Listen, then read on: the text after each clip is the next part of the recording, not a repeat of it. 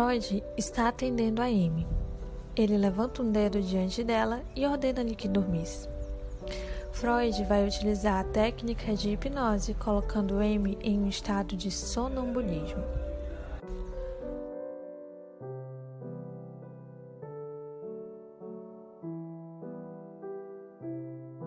Amy encontra-se sentada.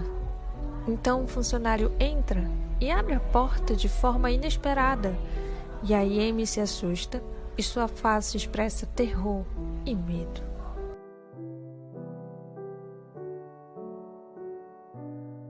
No outro dia após a consulta e sob hipnose, Amy respondeu à pergunta do dia anterior, dizendo: com os cavalos, certa vez saíram em disparada com as crianças na carruagem, e como outra vez eu estava passando de carruagem pela floresta com as meninas, durante uma tempestade, e uma árvore bem à frente dos cavalos foi atingida por um raio, e os cavalos se assustaram. Amy contou essa história com muita agitação e dificuldade espástica. Freud relatou que tentou apagar sua lembrança plástica dessas cenas, mas pediu para que eles imaginassem mais uma vez.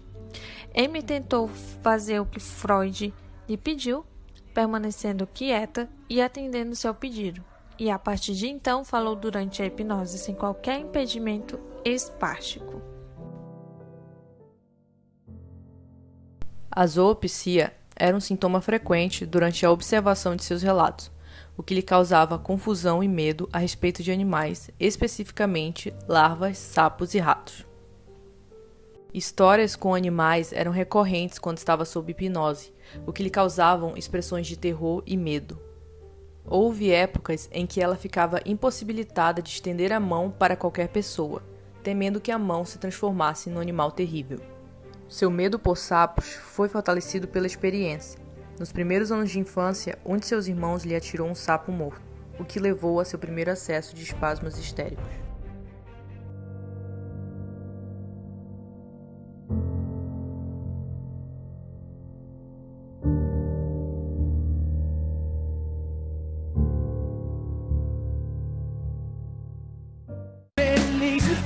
Exatamente o que eu sei. Gente, silêncio aí, por favor. Vamos começar que tempo é dinheiro. A barulheira é essa. Ah lá, nem trabalha a criatura e vem querer falar de dinheiro?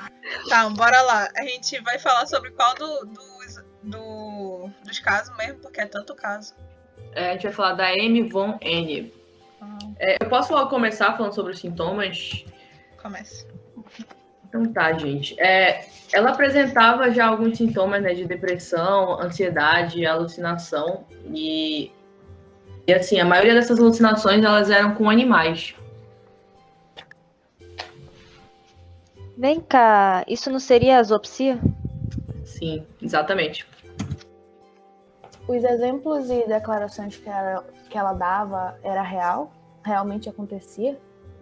Bom, sim, quando ela foi apanhar uma vez uma lã que estava no chão e um rato saiu correndo, ela alegou que aquilo não era um sonho e que era real.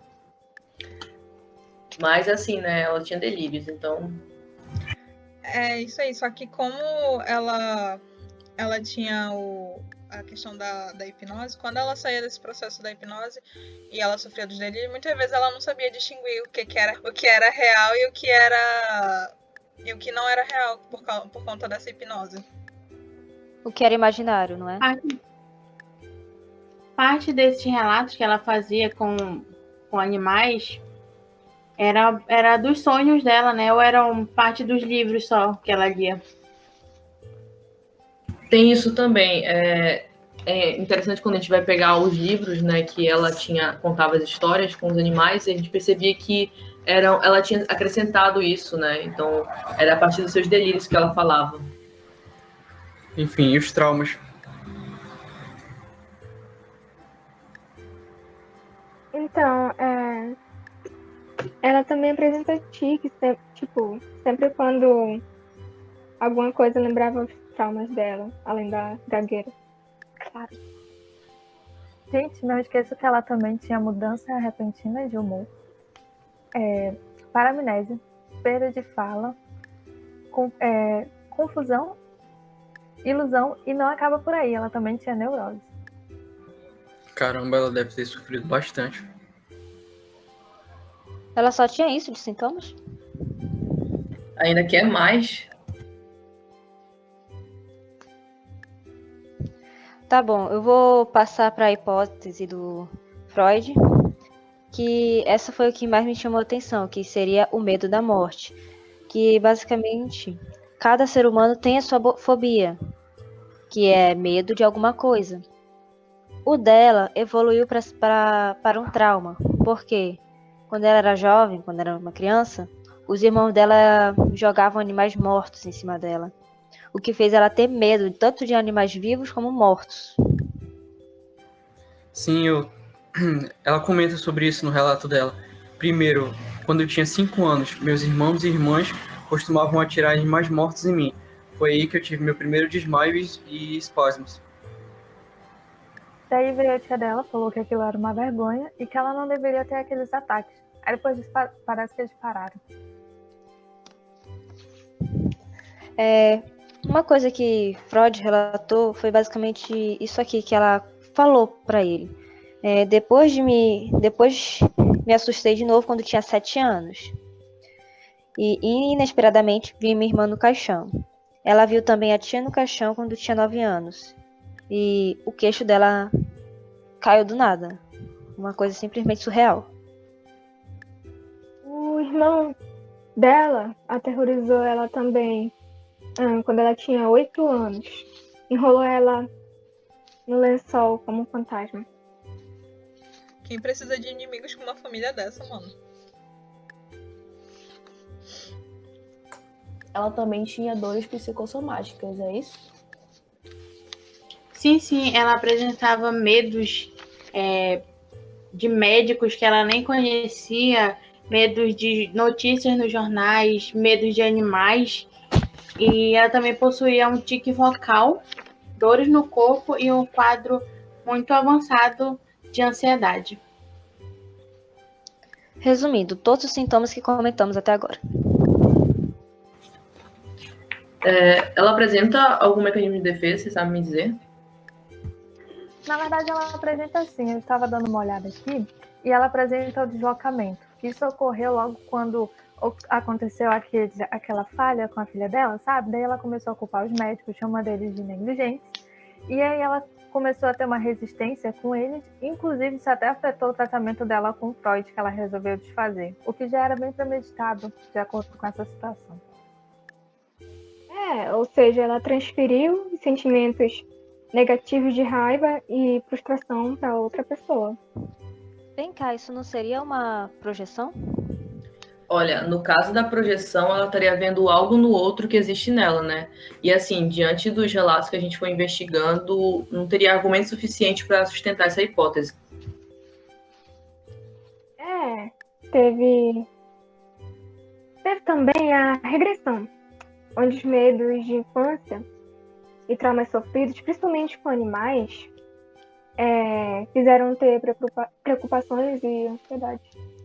Então, poderiam ser regressões de traumas sofridos na infância. No caso da gagueira que ela tinha, não costuma ser algo que as crianças, no processo de aprendizagem da fala, costumam passar? Não poderia se encaixar nesse caso? Sim, mas eu acho que as fobias, creio que não se encaixa na regressão, porque ela não regrediu nenhum estágio de desenvolvimento. Ela só desenvolveu aquilo por conta de alguma coisa que aconteceu na infância dela. Tem razão, desclassificando as fobias, mas a parte da gagueira faz total sentido, uma vez que ela retornou a um estágio primário, que é logo quando as crianças estão aprendendo a falar, sabe? Ei, peraí, rapidinho.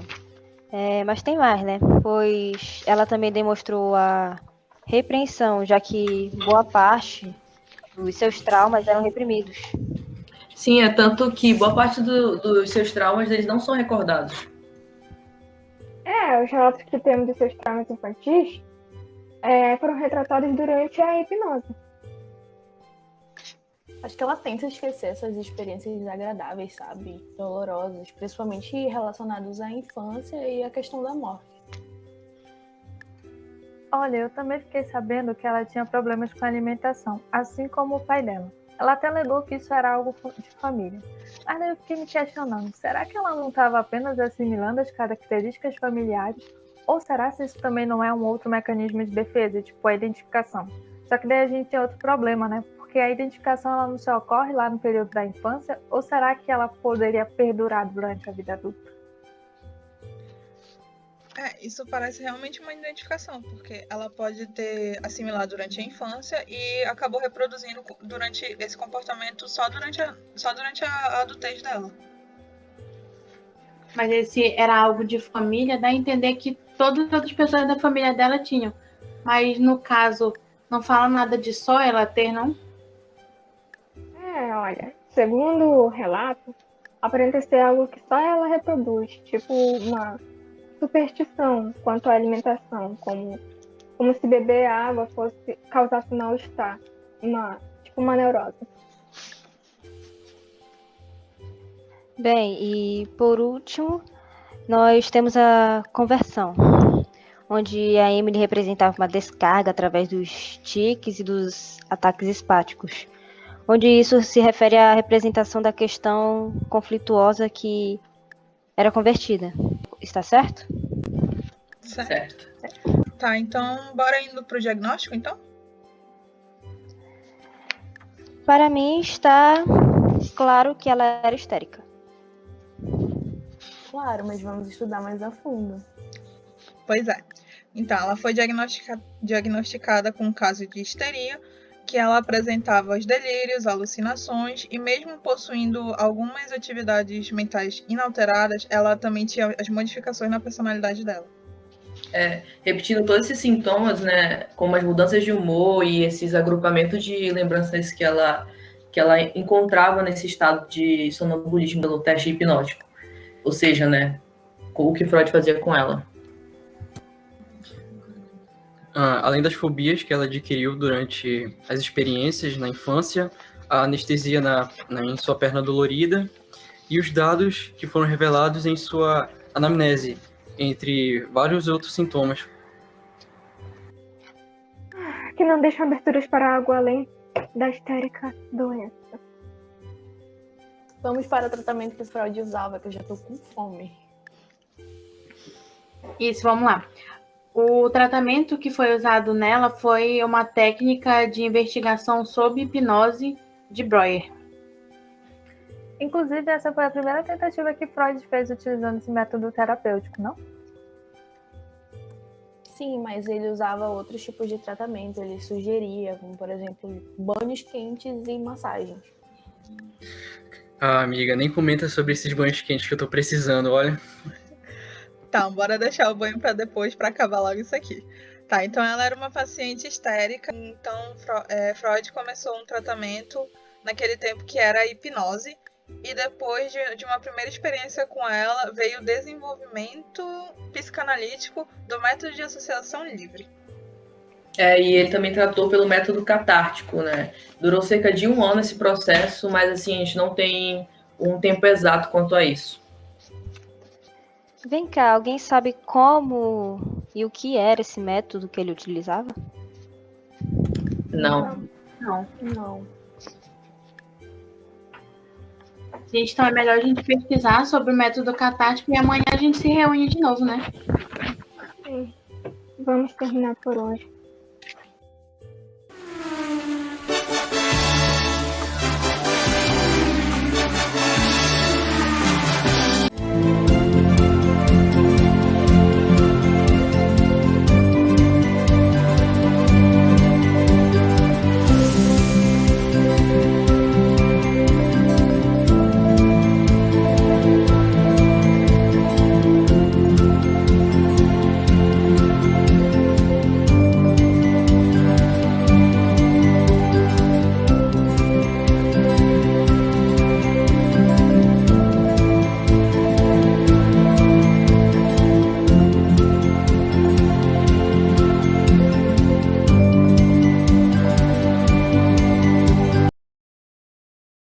Nas cadeiras, mano. Não foca nas cadeiras. Vem mais pra cá. Agora pro meio só. Mano, eu já... Tu já tá gravando, Fernanda? É só cortar depois. Por um raio. E os cavalos se assustaram. Ele contou essa história com muita agitação e dificuldade. Você que tá agitado? Isso aqui tu fica mais agitado. Sim? Só mexendo no braço? E um pouquinho mais perto. Levanta o dedo. Tu tem que... Plástica dessas cenas, mas pedi-lhe que as imaginassem mais uma vez. Tiago, tu tá lesando. Thiago. Entra! E abre a porta de forma inesperada. Ele se assusta. Ele pula. Tá merda. Entra! E ele se assusta.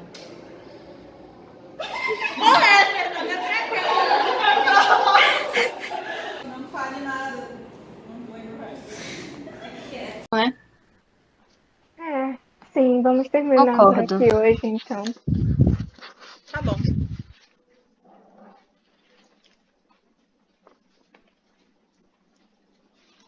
Já. Era pra vocês desligarem a câmera também, mas foi. Desliguei essa parte. Vai. Peraí, deixa eu. Voltou. A moto passa aí. 4, Tá. 3, Luz, câmera, ação.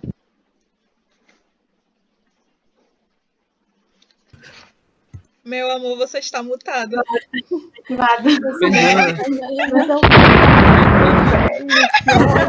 Tá bom. Vamos, tá. Cessou. Ai, Luz, câmera, ação.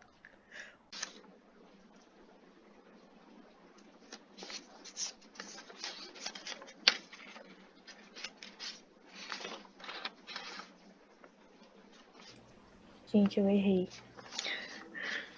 Só continua.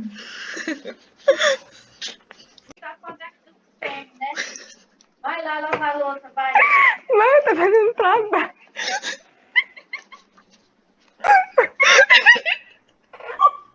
Muito bom. Ô tia, ajuda, tia! Pelo amor Porque tá de com Deus. problema na corda vocal. Ai, Então, não lavou a eu louça da tua continuo mãe só. mais cedo, não?